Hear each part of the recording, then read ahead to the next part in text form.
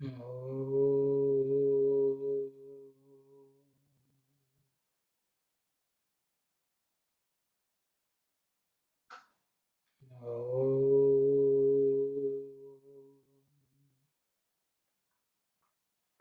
Sairam, just to recollect what we discussed last week, Swami is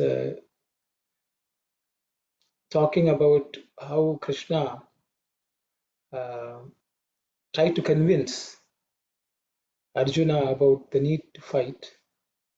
Um as we had discussed, Swami, Krishna is trying to get rid of two delusions which Arjuna is facing. One is the normal or regular sadharana one, and the one which is abnormal. One is thinking that I am the body, not the Atman. The second one is not knowing what the actual duty is of a Kshatriya. And Swami is explaining to us what Krishna was telling Arjuna, that um, we were, no one is going to die, no one is going to be, the Atman will never die. We have always been there, we will always be there. And we are all made of the same mud, which becomes a pot and then it becomes mud again. But even when it is a pot, it's a mud. Or it does not go through any change. The Atman does not change just because it's in a body or it's not not in a body. That's what we were discussing. So I will stop here and I will ask sisters to continue reading. Saira. It is enough. Get up and get ready for the fray. Why slide to the ground under the weight of all this useless ego? The Lord is the cause of all, not you. There is a higher power that moves everything. Know this and bend your will to it. Bhishma, Drona, and the rest have come like true soldiers and kshatriyas to engage in battle. They do not weep like you. Consider that. They will never grieve or withdraw. Arjuna, this is the testing time for you. Remember. Let me tell you this also. There was never a time when I was not. Why, there was never a time when even you and all these kings and princes were not. That, the divine, is the Paramatma, creator, universal soul. Tvam, this, yourself, is the Jivatma, embodied being. And both were the same, are the same, and will be so forever. Prior to the pot, in the pot, and after the pot, it was, is, and will be mud. Thank you very much, Kadin. We had read this, so I will ask anyone who would like to share any thoughts to go ahead and share. There's nothing from my side to add to this.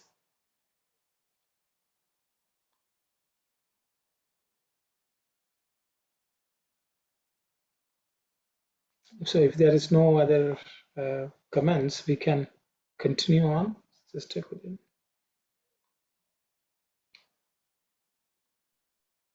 Arjuna was shocked into awareness and wakefulness by all this. He said, maybe you are God. Maybe you are indestructible. I weep not for you, but for such as us, come yesterday, present today, off tomorrow. What happens to us? Please enlighten me. One point has to be carefully noted here. That is, the Godhead, is nityam, eternal. Everyone accepts it. But Tvam, the individual too, is Godhead, Asi. It too is eternal, though it cannot be grasped so easily or so quickly. So Krishna elaborates this and says, Arjuna, you too are eternal as the absolute, seen apart from the limitations. The individual is the universal. Prior to the appearance of the jewel, there was just gold. During the existence of the jewel, there is just gold. And after the name form of the jewel has gone, the gold persists.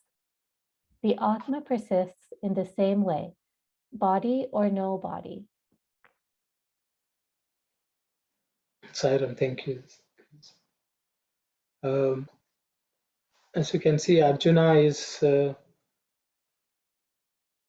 think, is speaking our own mind. Oh Swami, you are God. Anything is possible for you, but we are just humans. We have no choice but to feel sad. And I think Arjuna has asked that question, and Krishna is reassuring him that you are also that. Tattvamasi, that principle is being explained by Swami. So I will stop here. Anyone else would like to share any thoughts, please go ahead.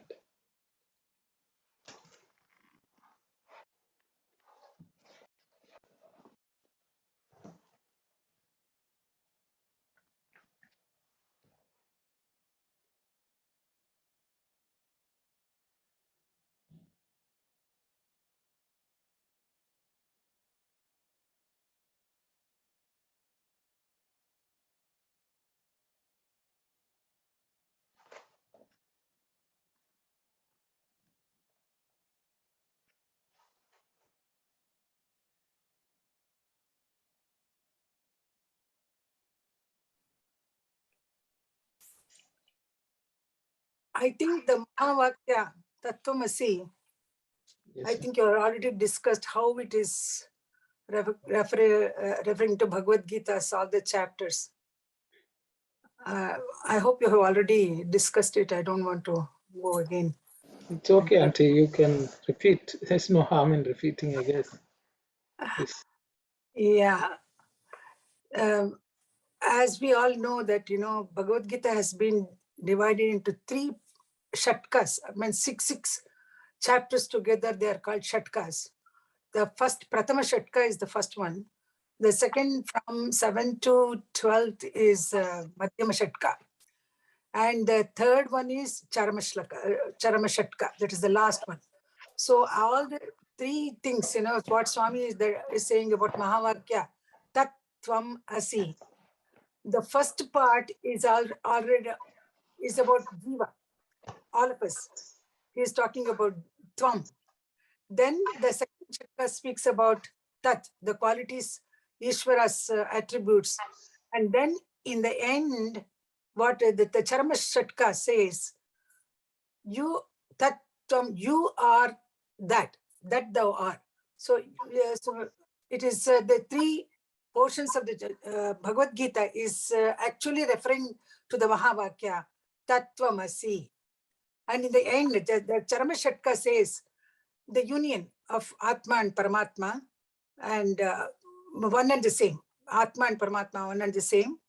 And how to achieve it, those 20 qualities, attributes of a sadhaka or the seeker is given there.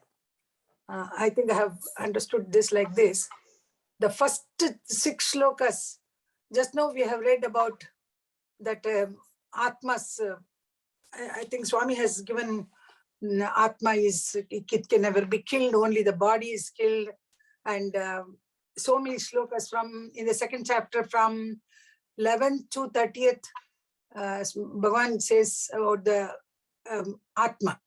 You have to discriminate between body and Atma. They are different. Only thing is, we are unnecessarily deluding ourselves that body is the Atma is body. That's how we are deluding ourselves. So, which is wrong. Swami is saying Deha is different, the Atma is different, and know the qualities of Atma. So he just enumerates all the qualities, attributes of Atma. Sairam. Sairam, thank you very much, Auntie.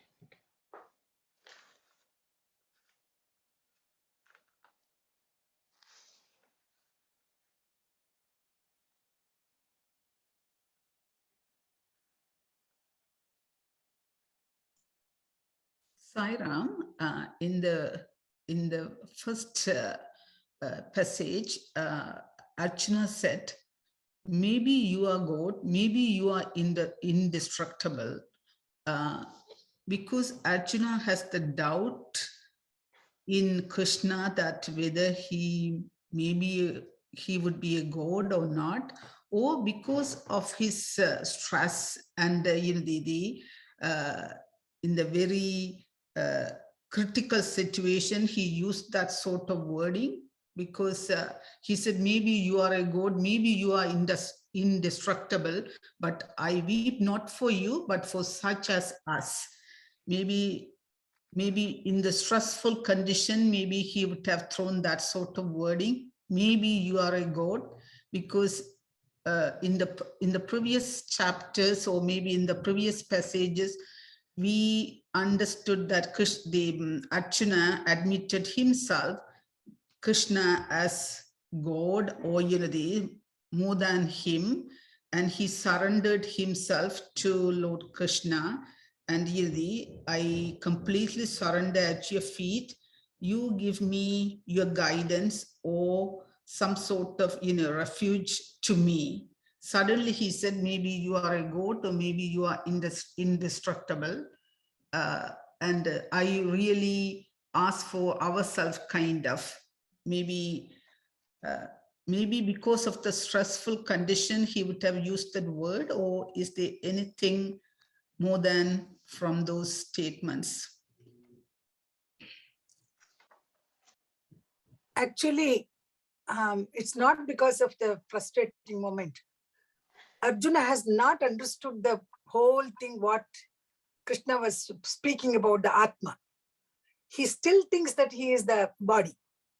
That's why he's crying. He's saying that I'm going to kill my gurus and uncles, and I will incur lot of sin. All these things are only because he has not understood clearly what Krishna is trying to tell him, that you are not this body. You are that Paramatma, eternal Paramatma. You are Nityam, your Godhead, he is saying. But he has not understood that. Still he is in that delusion. So he is telling these words only because he's not clear about what Krishna is telling him. Sairam. Thank you very much, Auntie. Thank you. And also in the second paragraph, and the very 3 lines, is this the reason Swami said, previously, I am God? Then Swami also told, you are God and you and me are the same, because that sort of, the golden words, it comes from this Tattvamasi, that Tvam and Asi. Tat Tvam Asi. Yeah, now I understand where that those the statements of Swami's golden words came from. This Exactly. Yeah, he was teaching Advaita. Swami, just like Krishna, he is telling us, you are not different from me. I have understood that I'm God, but you are not understood still you are God. That's why you are having all these problems. Tattvamasi, he is trying to give that bodhana, advice. Thank you, Auntie. Thank you. Thank you, Sister Auntie. If there's... Yeah, it's a good conclusion Anandi has come to. Yeah, I really like those wording, I know Tattvam, in Tamil also we use anything, you speak Tattvam, this and that, but I got the real meaning, Tattvam Asi, yeah. It's not Tattvam, Tat Tvam and Tvam. Yeah, that is how it should be. Okay, so very nice. If there's no other thought, we can just move to the next slide, I guess.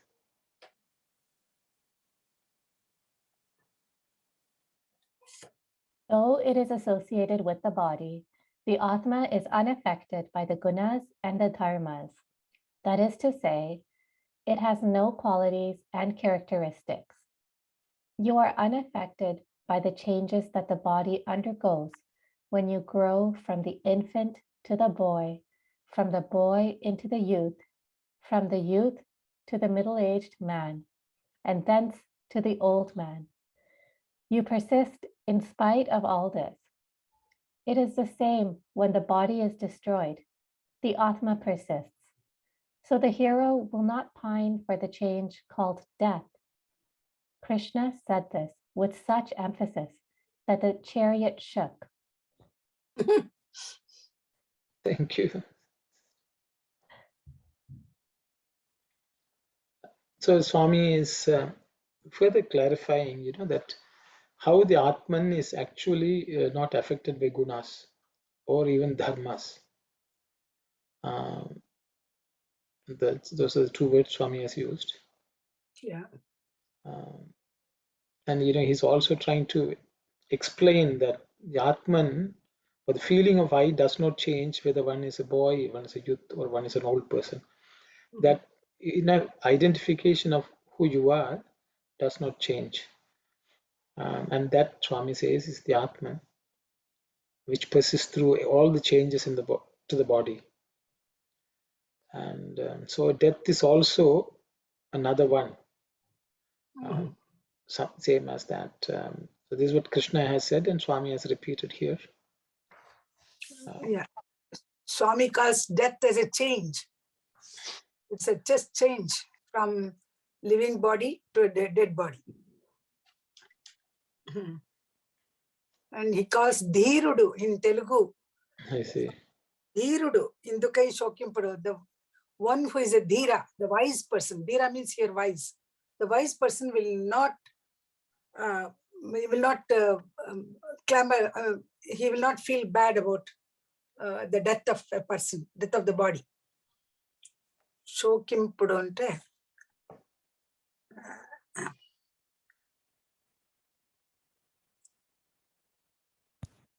Sairam, sorry to go back to Anandiyanti's question.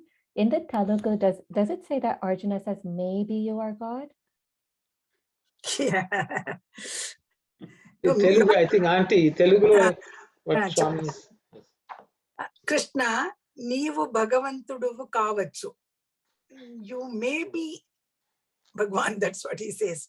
Bhagavantudu Kavachu, Neeku Nashanamu Lekunda Vachu, Kani Nenu, Edchuta Nee Koraku Kadu Kada, Ninnu Putti, Nedundi, Repu Gitte Ma Sangati Telupumu. Today we are, yesterday we were born and today we are alive, and tomorrow we will die. So tell me about our own condition. You are God. You, Krishna, Neevu Bhagavantudu Kavachu. That is the previous paragraph, what Anandi was trying to say. So the translation is more like you are God? Or does it? Arun, it may not be like... I think it's possible that you are God. That's what... Possible. It's possible. That's what he says. So I think, as Auntie has already mentioned, though Arjuna has still not fully understood what exactly Krishna means. The reality is, he was very close and he had a lot of regard for Krishna.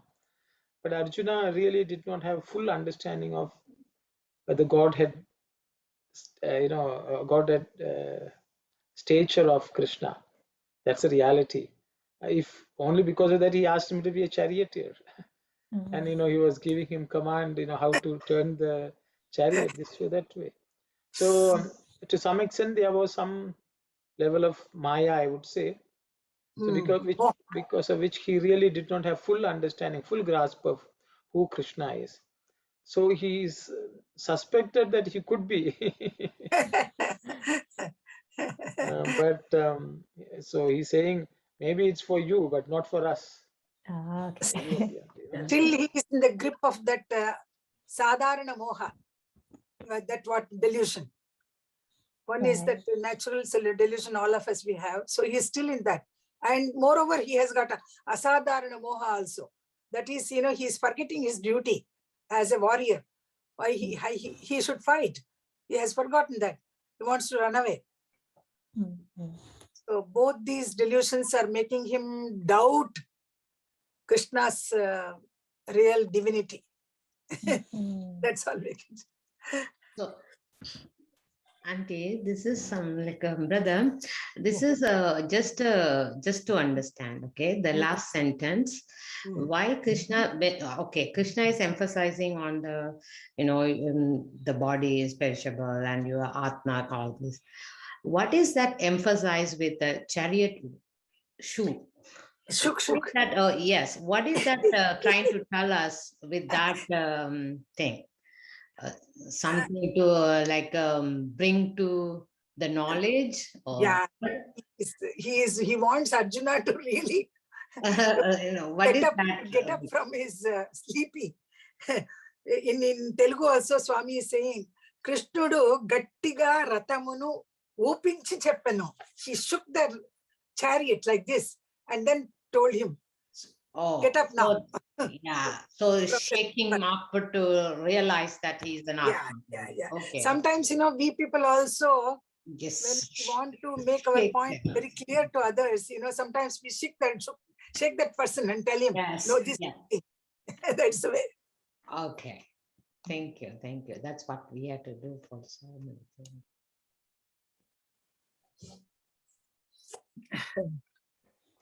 Because he has already tried to explain to him in 2-3 ways. So the fellow is not getting it. So he has to shake him and tell him. Shook him. So. Because sometimes we teach something to our children. First time we don't understand. Second time, the third time, either we will give them a nice slap, or maybe shake them, and some sort of anchor, and maybe some sort of frustration. Even I have told you 3 times, you don't understand what you are doing, kind of, that sort of thing. Yeah.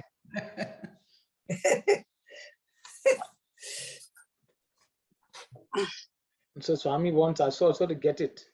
Telling so many times I have told we should feel a bit shaken. I think that's.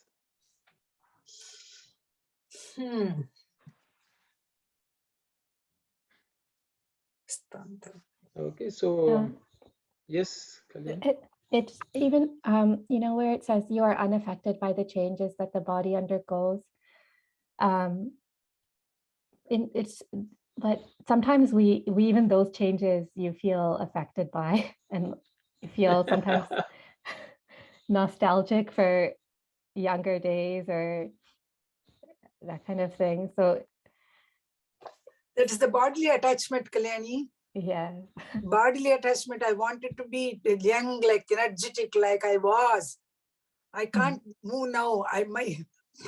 All these disabilities come to old age people. So I also remember my old days, when I used to run around. Now I can't do. It's a bodily changes that you're referring to. Yeah. That just means my body attachment is so strong that even so strong. All of us, don't say about yourself. We are all like that. Yes, Brother Dasan. Yes, Saram, brother. When we see the body changes, at least that point we have to understand the discrimination. So what is reality? What is absolute? Then when we started to develop that kind of discrimination, the attachment will move away from us.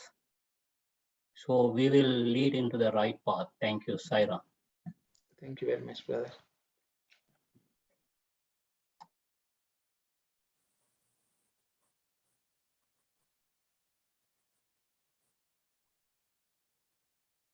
Okay, if no others thought, I think we'll continue if it's okay.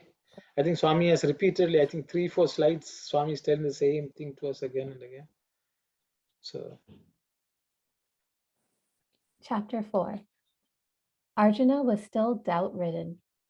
O Lord, he began, you said that the bodily changes are like the stages of wakefulness, dream, and sleep.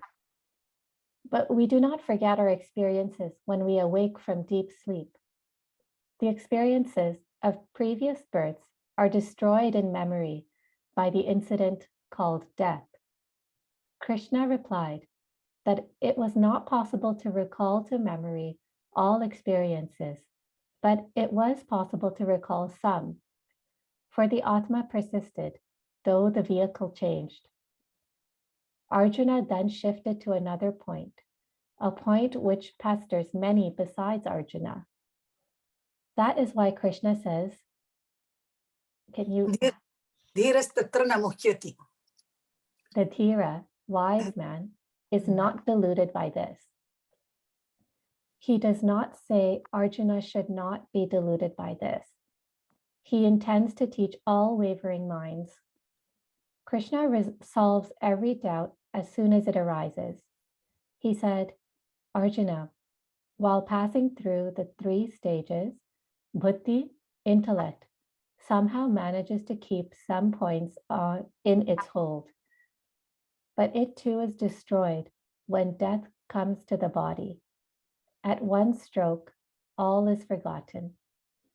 Memory is the function of the intellect, not the Atma. Yeah. Thank you, Kalyani. Thank you. So, Arjuna, I think there's a nice conversation between Arjuna and Krishna. Arjuna is asking what any one of us would ask, I guess, is, why is memory of previous births not present? And for which Krishna is nicely explaining that memory is a function of the mind, the body, the mind. It's not the function of the Atman. And that also, because of that, it does not remember everything. Even in our own life, our present day life, we don't remember everything which happened on every single day. So Krishna is trying to explain that to Arjuna. So what are these 3 stages then, brother? While passing through the 3 stages, what are the 3 stages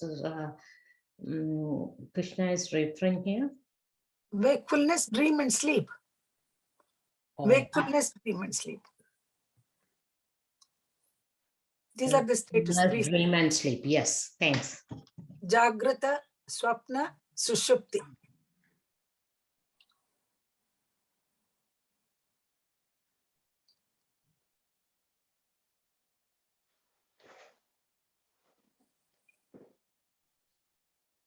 Because Krishna is sort of equating death to sleep, sleep to death, and being awake to life itself. So Arjuna is saying, so if our day-to-day is our daily living, being awake, then going to sleep is like birth and life and death. Why don't we remember the past is, I think, his question. Because after sleep, when we get up next day, we remember what happened the previous day or the few days before.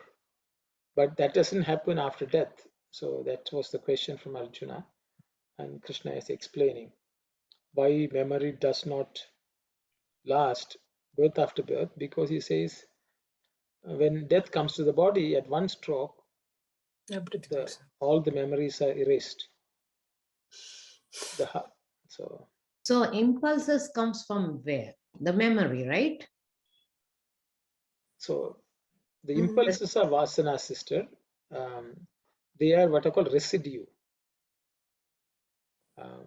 So the thing is, the residue is what remains as seeds. Seeds in the memory, am I right?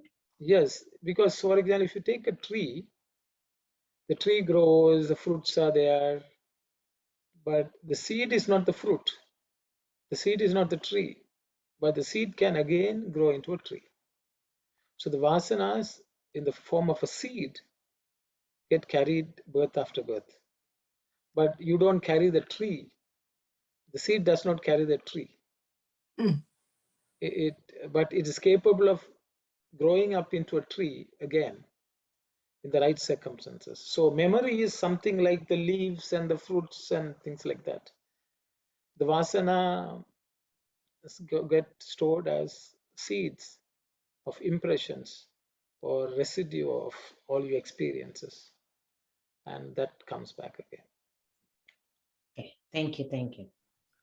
Sairam brother, I also have had the exact same question. I was wondering myself when Sister Kalyani was reading that, what is the difference really between the memory and the karmic patches? And now I understood that memory, it's kind of, the outer things, maybe seed, it's really the karmic patches, it's really, it's like the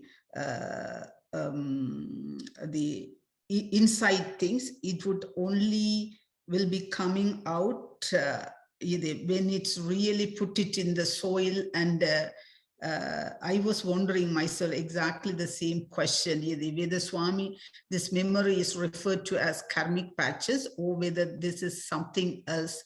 Why it has been, Swami said that, in one stroke, it would be all forgotten. It's a nice, really nice explanation, brother. I don't know. Thank you, Sairam. Yeah. So for example, when we were children, we may have gotten burnt. Something would have. So now when we go near fire, we know it burns.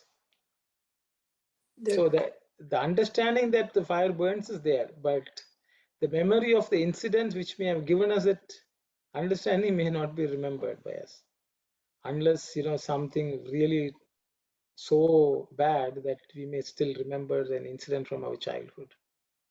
And so there are many impressions which we have of the world we don't remember, but the understanding of the conclusions which we derived from those experiences remain with us. So vasanas are similar to that, is my understanding. Memory works when we are alive, but the seeds, what vasanas will remain and will go to with the subtle body, it goes to the next birth, next body. So the difference is memory, while we are living, we have the function. That function is the intellect and not the Atma. But when the person dies, the seeds of our vasanas will go along with the Atma, along with the subtle body. Thank you.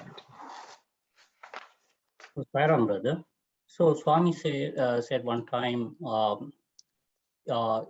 if you can remember your birthday, your anniversary and everything, something happened 2 months before particular day, particular time, you can't remember. The reason you don't pay attention for that one, you don't give priority for that one. If you want to remember what is your previous birth even, that is the lack of your spiritual power. See, Bhagawan born as avatar, he born as with a jnana. So if we develop our jnana, Shakti, we can remember our previous life too. Thank you, Saira. Sairam, brother, thank you. But in a way, it's a blessing. We are not remembering our past. Yes. If we remember our past, but we will be miserable in this life. That cannot happen. But Bhagavan has really blessed us not to remember those past births. But auntie, that jnanis, they can remember the past birth and future and everything. Am I right, brother and auntie?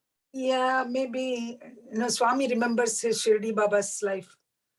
Swami tell us about how actually Swami had not traveled anywhere beyond Mysore state in those days.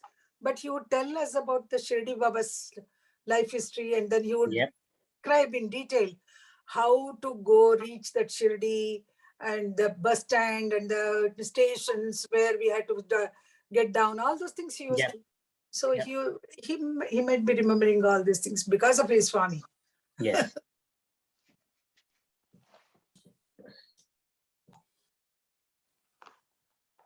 So the faculty of buddhi, as Swami has mentioned, is the one which retains memory, buddhi, whereas chittam contains the vasanas. I think memory is translated as chittam, isn't that? Memory. See, so, but auntie, here Swami says, Eruka marapulu buddhi dharmamu kani, atma dharmamu kadu, like that. because apparently Chittam and Aham, the sense of I-ness, merge into the Atman, which is not liberated, and it moves from body to body, is what Swami has spoken in, I think, Prashnottara Vahini. So the Chittam and they are part of the causal body. Ahankar. Aham Tattvam and Chittam. Chittam. Whereas Buddhi and Manas, they are in the Sukshma Sharira. That's what Swami is explaining there. That is why they don't move on birth after birth. Who? Nanis. You mean? No, the mind and the Buddhi, they are dropped just the way the body is dropped. Is that? Oh. Yes, so that's what Swami is saying. So the So the thing, I think one of the thing is, did Swami carries all the memories and come, or Krishna carried the memory and come? But I think from what I understand, they're capable of recalling, because it is not, they don't carry, but they can tune in and get the information. That's correct. So that is because there is a universal memory in this world. Everything is stored. So a jnani is capable of tuning in and getting that information of anything which has happened in the past. So that is the difference between an individual who, like us, who remember certain things, and Swami. For example, if we go to Swami, Swami will know what has happened to a person. It is not that he is keeping track of every single person in this world. In that instant, he can retrieve that information. Tap into that source. Tap into the source. So that he will remember. We all carry only memory. Ours is memory, but not Swami's. Swami's is not memory. Krishna's is also not memory. He is just able to tap into that information, and then he can recollect it. He can bring it back. Bring it down, yes. So I think that's slight difference between how we recollect information and how Jnani or an avatar collects information. In one of my reading in Swami's book, I also recollect that Swami said all the information we need to know, everything is stored in the universe.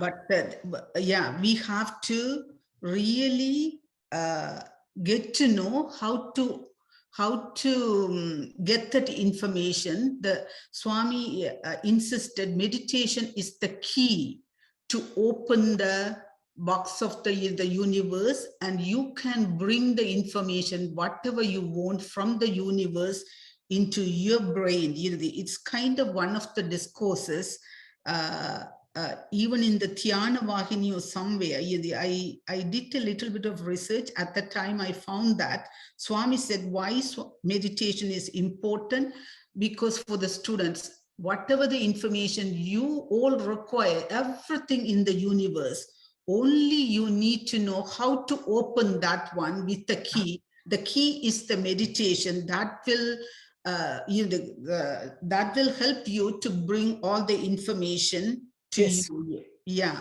I remember that. Exactly.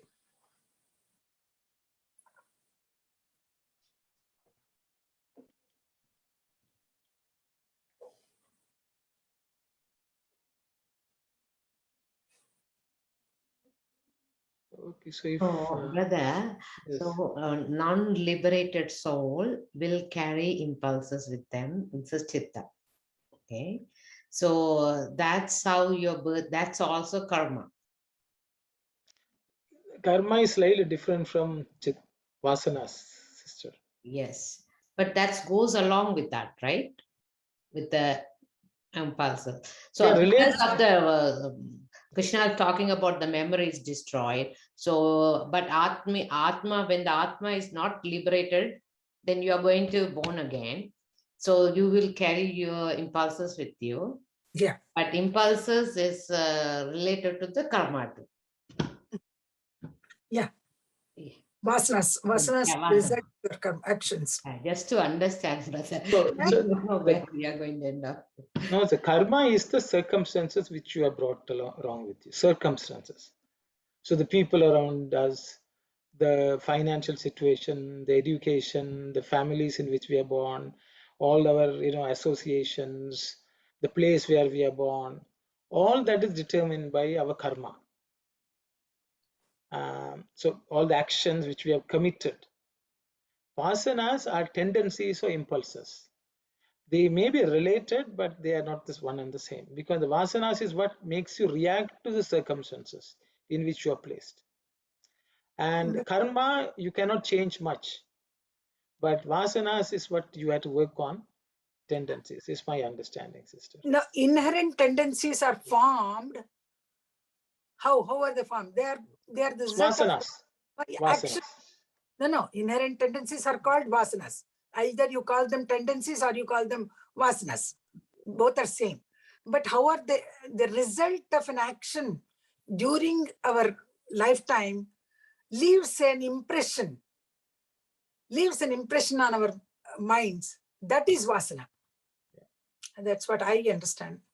Another example I can give is, for example, someone eats a lot of sugar and sweets. So what happens to a person is a person becomes diabetic.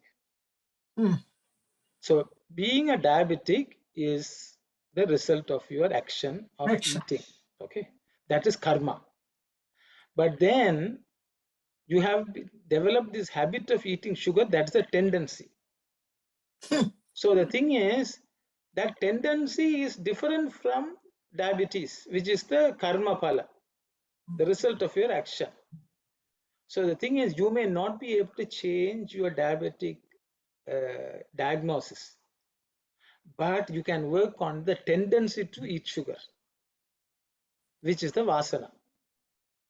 Okay, the habit is ingrained. So the thing is, so can you suddenly become non-diabetic? Maybe not, because that is the result of all your past actions. Okay, at the same time, you have the tendency to eat. That is a tendency which can be worked on, which is a vasana. Yeah. So for example, if a person is a smoker, the person has the lungs are completely destroyed. Okay, you can say it's in very bad shape. That is the result of all the smoking in the past. But the person has the tendency to smoke even now. Yeah. Just because the lungs are bad, the person is not smoking. They are two different things. Lungs becoming bad is because of the previous action of smoking.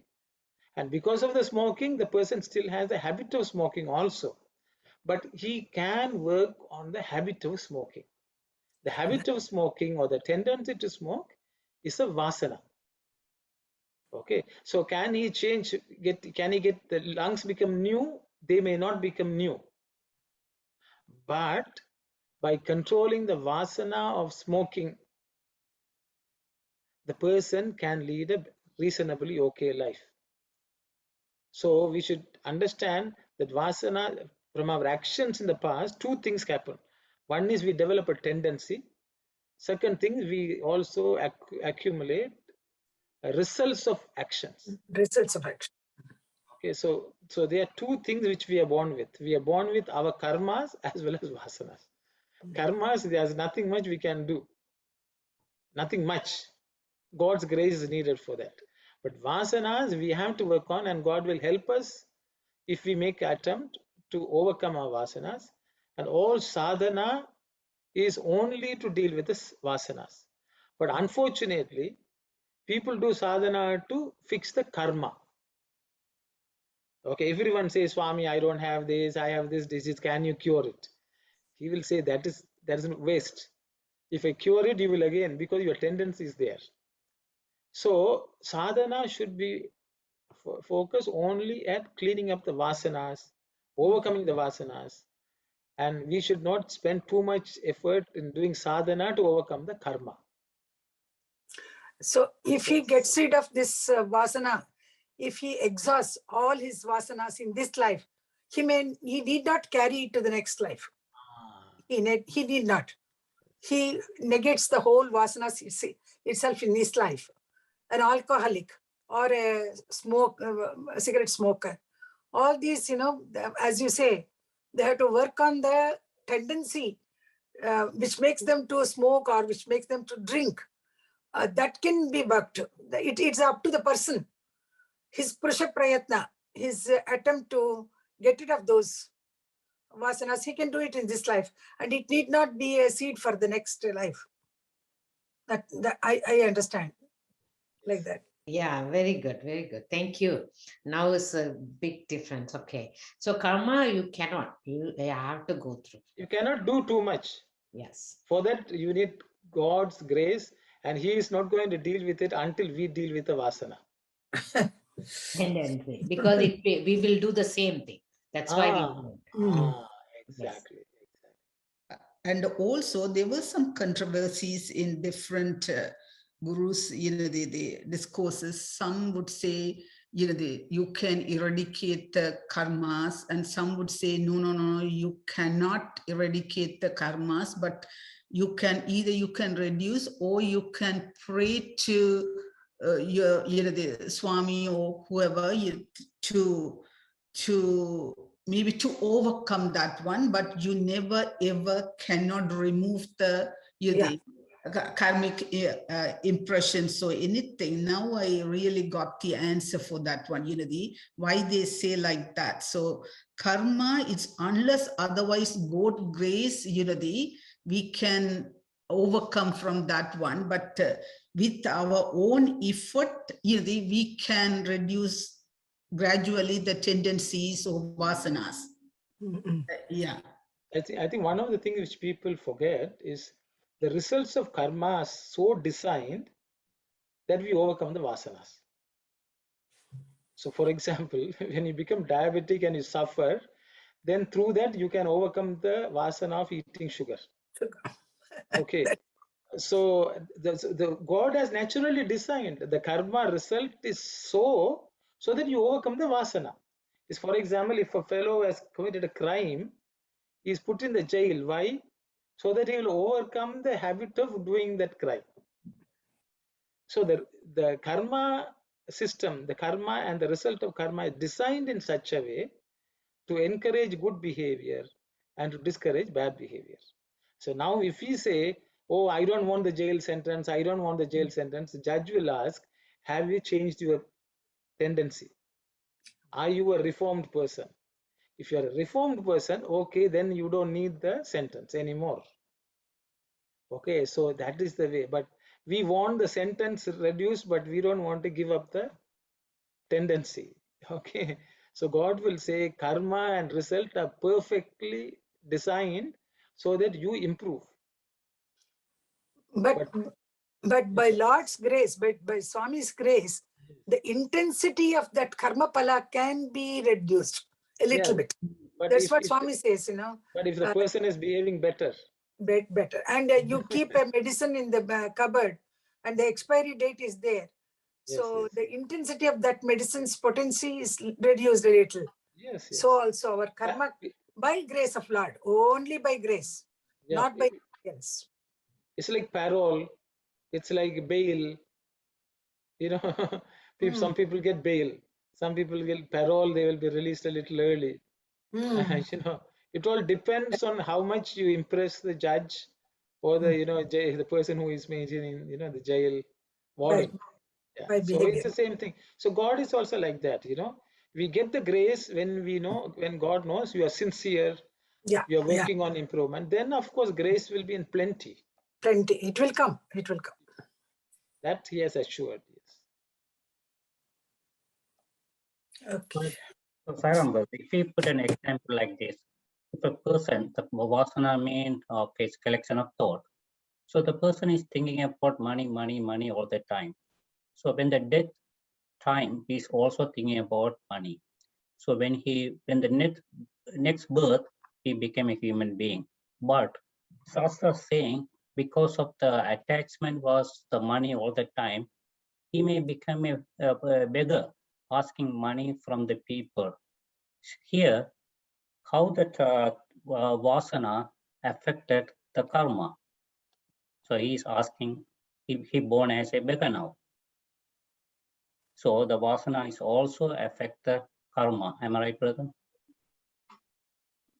Yes, brother. The vasana is, the karma phala is independent of the vasana. Independent, but they may have both come from the same activities. If we are keeping on doing some activity, the tendency is ingrained more and more, and the vasana, the karma also increases. They are related, but we should understand how they manifest and what we can do with which one. So you're talking about the beggar, someone who is without any money. The thing is, the tendency is there. Maybe the fellow didn't share any wealth with anyone, so he's born a poor person. He still wants money. The thing. So if you have not shared your wealth with others, in your next life you are not going to be born with wealth. But then you will be craving for that wealth, which you are right. But then you're asking, how will that person be reformed is the question you ask. One day, he'll beg and no one is giving, then he will give up even the desire for begging. Yeah. You're so out of frustration, you will say, I don't even want this. Yes. That is when people start looking for some spirituality. They will, they will say begging is not helping. Maybe we'll beg from God. Yeah. And then when you start begging from God, all good things start happening. That's correct. Okay. That's So, correct. yeah, so I think you will be somehow driven towards progress in life. Sometimes a long route, a very arduous route, difficult route, but God is making sure that you are coming to Him. Yeah. That's Thank why. you, brother. Sarah, my question is like, that sometimes people didn't commit the crime, but they were charged, but end up in jail for a while. That is their karma, because of that karma caused that thing. Brother, my understanding is that they don't remember the karma, that's all. It has to be from some past action, is my understanding. People will say you are in a victim bashing or whatever.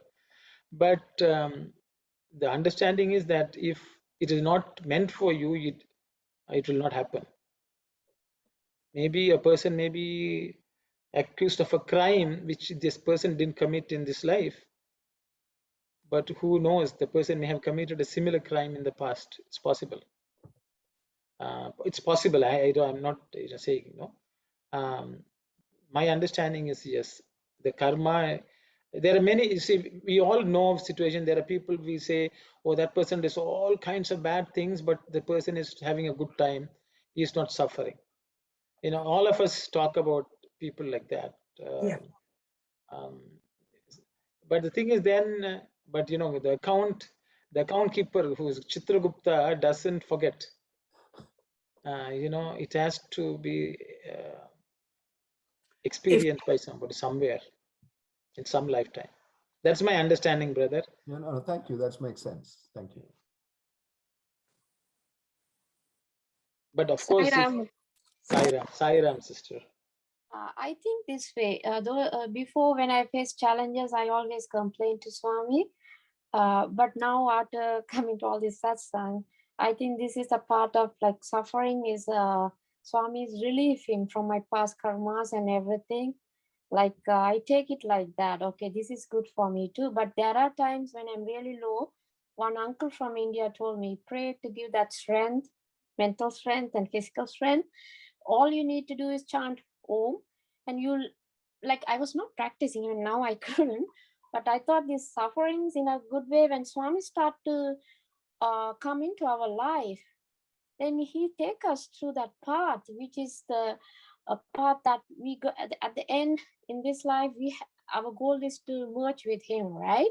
So these difficulties will come, but always we have to think this is for our goodness he's doing. But as a humans, every single day, I will say, even every moment, I will fall, but his hands is there.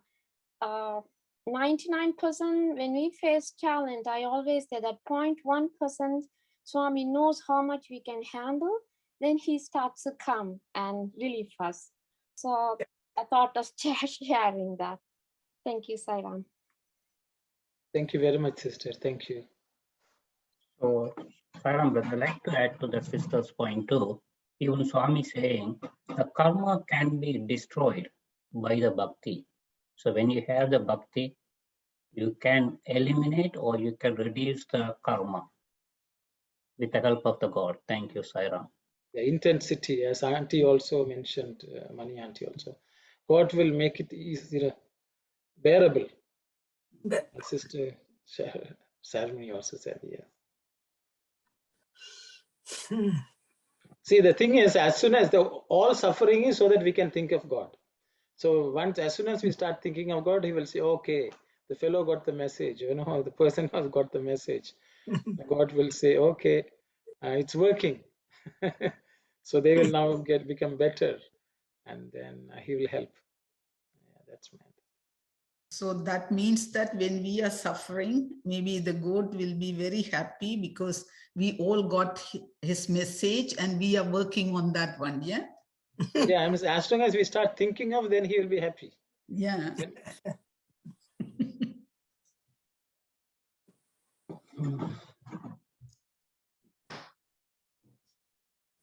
think we exhaustively discussed it. Yeah, So this, we can go on to the next one, sister.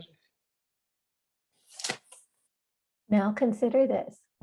You cannot now tell exactly where you were on a definite day 10 years ago, can you?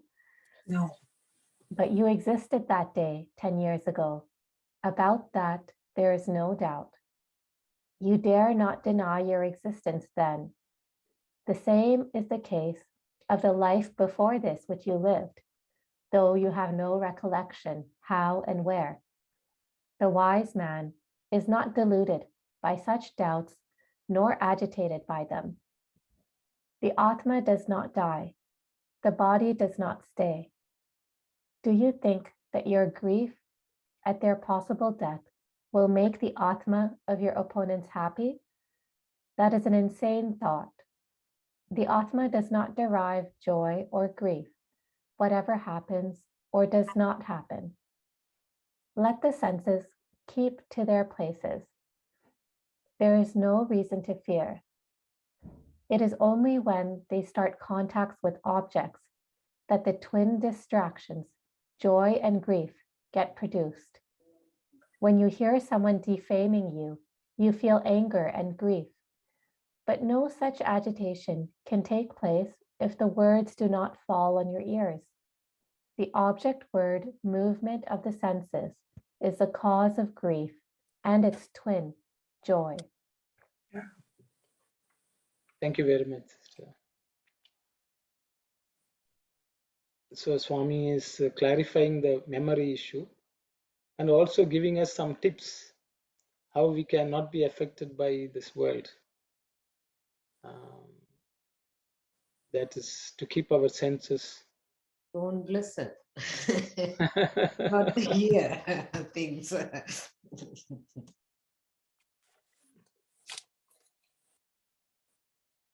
The main reason for all these ragadvesha is because of the senses coming in contact with the objects of the world, external world, and bringing the result, grief or joy.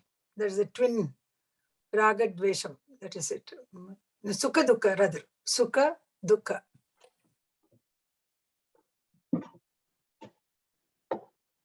But we have to do our karma, and there every action you will have a joy or grief. Am I right? Grief. But we are not supposed to be affected with that when we do it with the without any attachment. If there's no attachment, there's no grief or Yes. joy. So, but we have to do our karma though. Yeah, of course. Yes. But only thing to keep away these senses, like especially the ears out, you don't grieve. Oh joy. So ears is the problem, I think. Not only ears, Aruna, even the eyes also, and the words spoken. They all the five senses in contact with the objects will bring definitely some joy or some grief. Yeah, all the senses, yes. But yes. You prefer that all the accusations or the scoldings which others do, let it not fall on my ears. But it will fall. If you are in such a distance, you will get to know about them. You cannot avoid sometimes. When you hear that, you have to be without effect on that, then that's how you have to practice. You shouldn't get affected by those hearings. Equanimity. That is why the bhakti and the devotion. No, equanimity of your mind. Yes. The mind has the power to take things in a equivalent manner. That we have to develop. Yes. So yeah.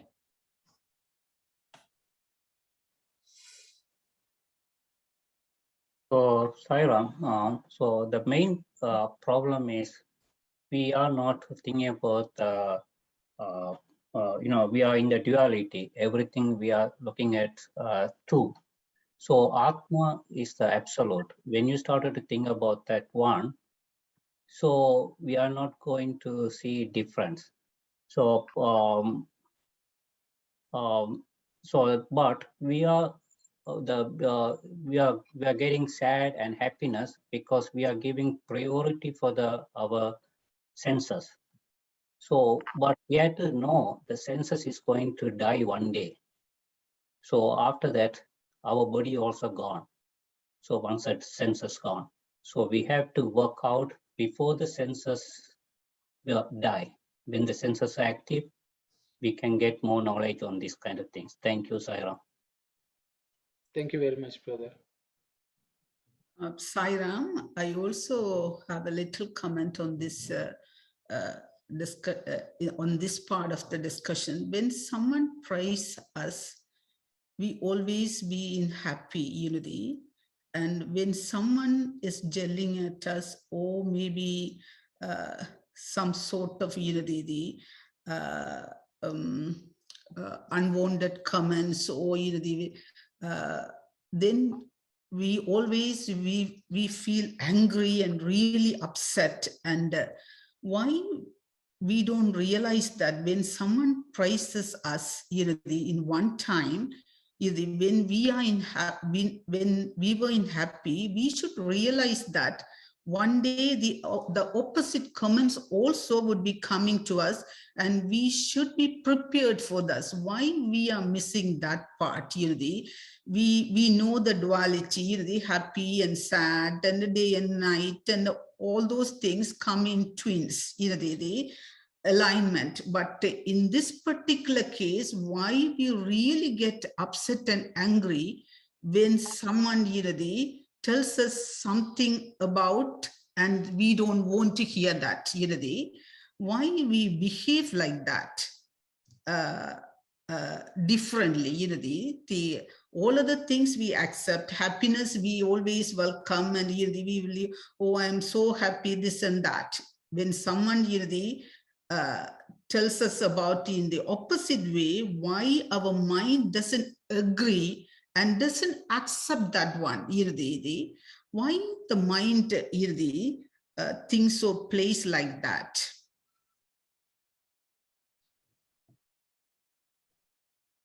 Good question, sister. Anyone who would like to comment?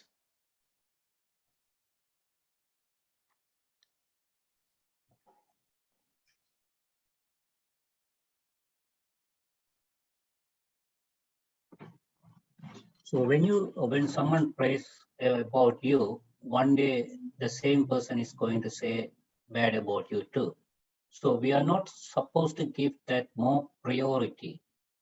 If someone prays you, say thank you, that's all. So we should not take it as a ego.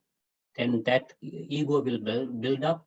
Then then eventually the ego will bring you anger, attachment, and everything. Thank you, Sai Ram. Thank you, brother. Thank you. Anyone else would like to share any thoughts?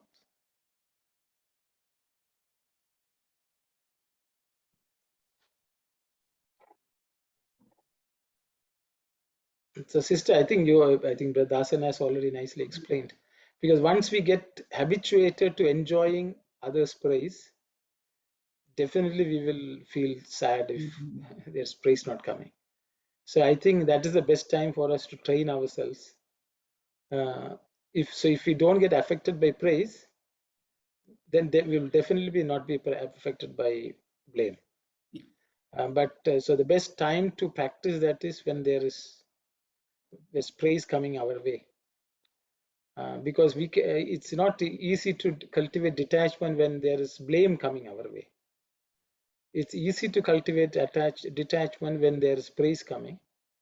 I think because then otherwise our ears will be always craving to listen to some more praise, and then we'll be disappointed, and then anger and grief come.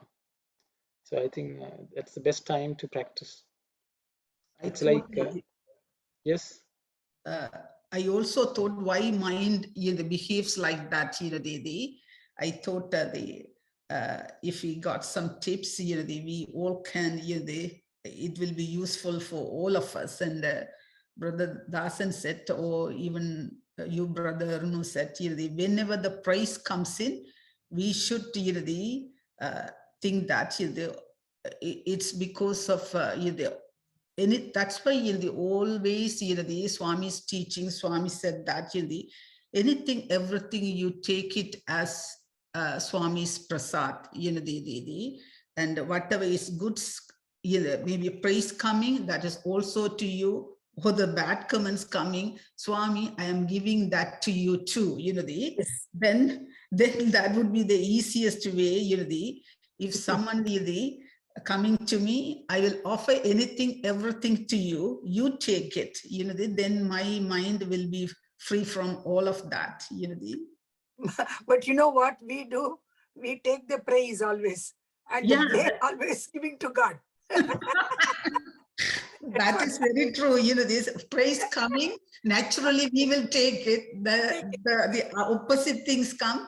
We always say, Swami, this is for you. That is very true.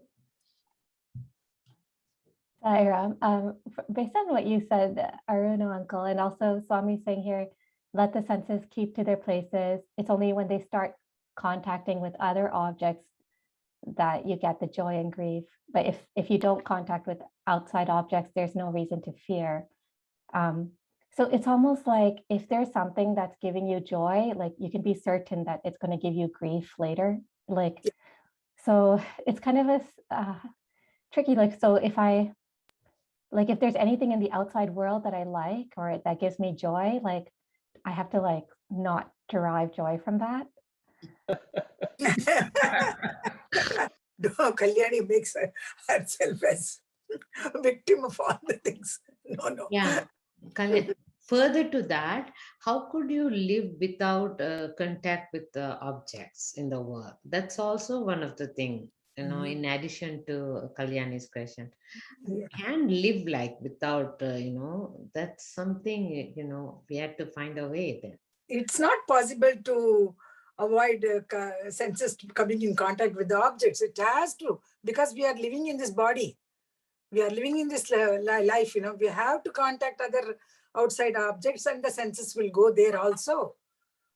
But only thing is joy and grief, it is up to you to feel whether it is giving you joy or whether it's giving you grief.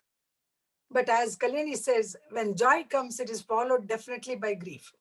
That law always works. It's kind of a morbid thought because if I think about everything that gives me joy, at one day it's going to give me grief. It's kind of. So I think, Kalyani, it's a very good question.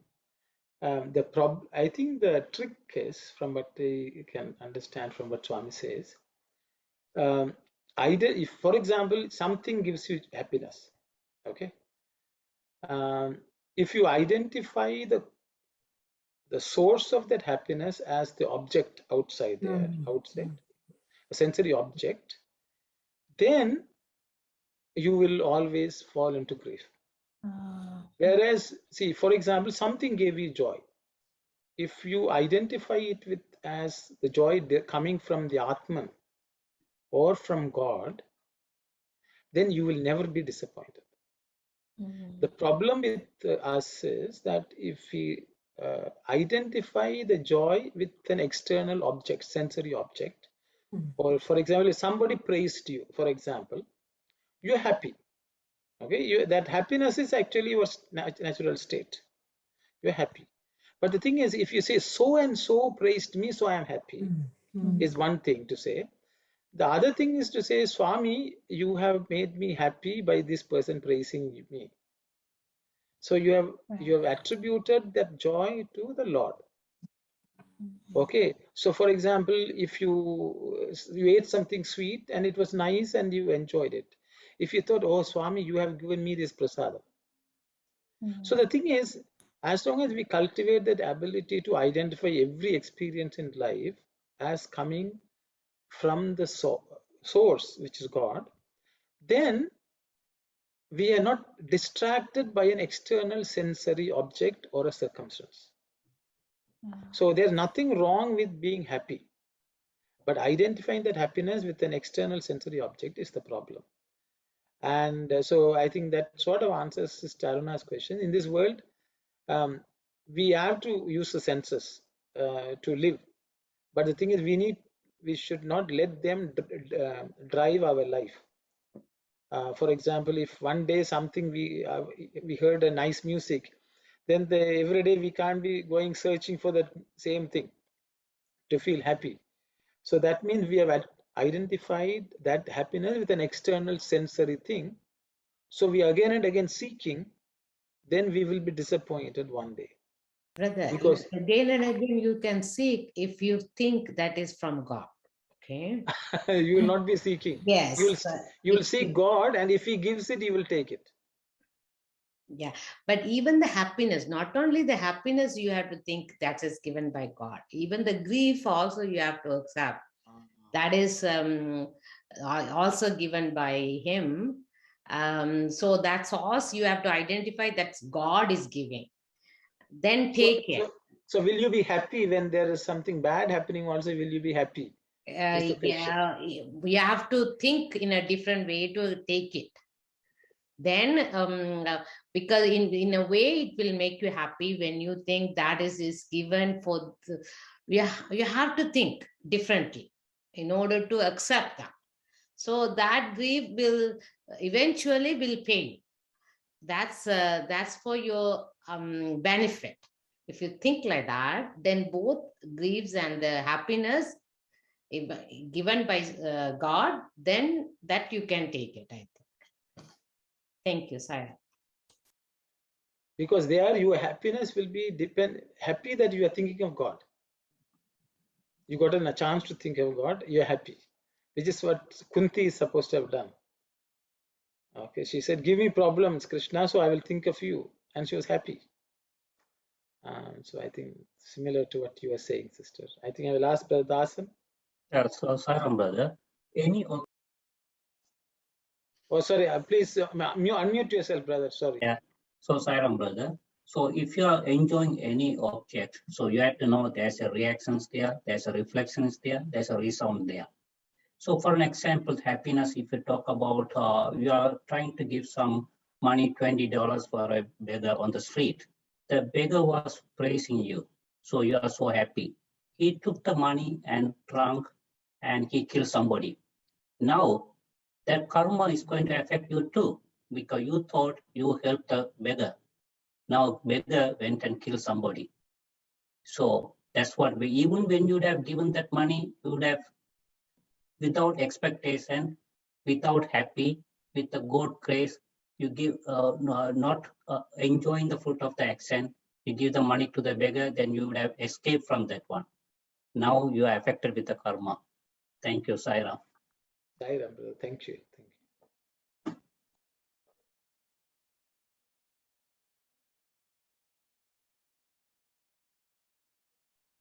you. Sai Ram. If you give the money to the poor, and I think that Swami gives his money to give to him, so that will more bother you. If you think I give the money to him, so that's why I take this whatever he did, that karma come back to me, I guess. Is it right? Thank you, brother. Good question. I will open it up for others to comment. Sorry, I did not understand the question. Can you repeat the question, please, Arun? Yeah, so what he's saying is, if we give money to somebody and say, Swami, the money was given to me to be given to that person, if you, with that sense, if you give it, the bad karma may not affect you, is the question which Brother Yoga is asking.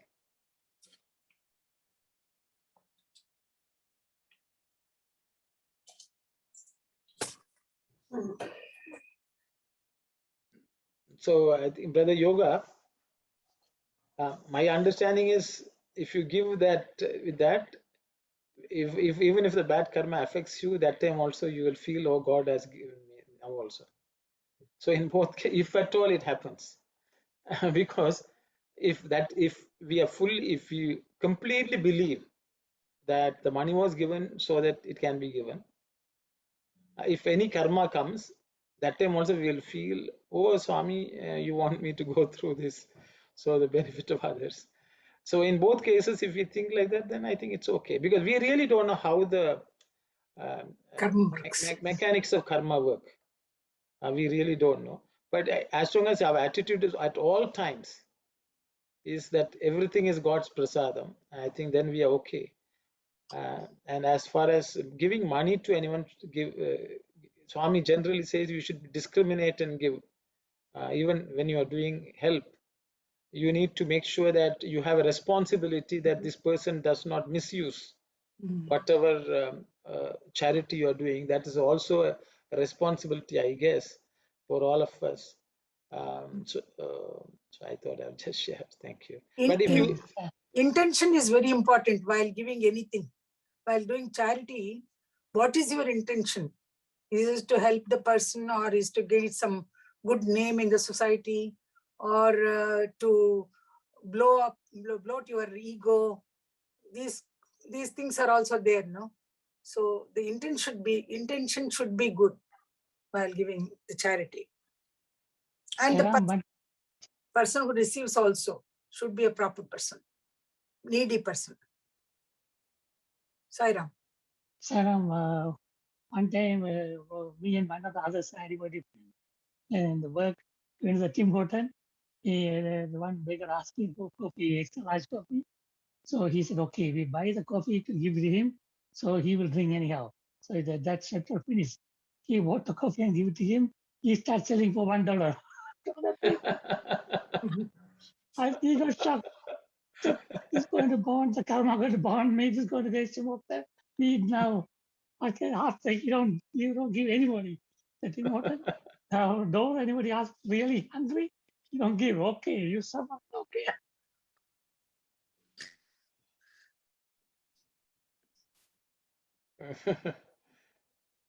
That's life. So it's about 4:16, 4:19 actually. Yeah. So maybe we should, if there is no other comments from anyone or questions, maybe we can conclude, I guess, for today. Sai Ram. Okay, we'll close then, Sai Ram. Om Samasta Loka Sukhino Bhavantu.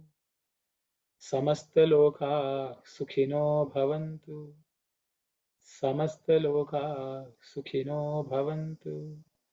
Om Shanti Shanti Shanti. Jai Sai Ram. Jai Sai Ram. Thank you, Sai Ram. Sai Ram.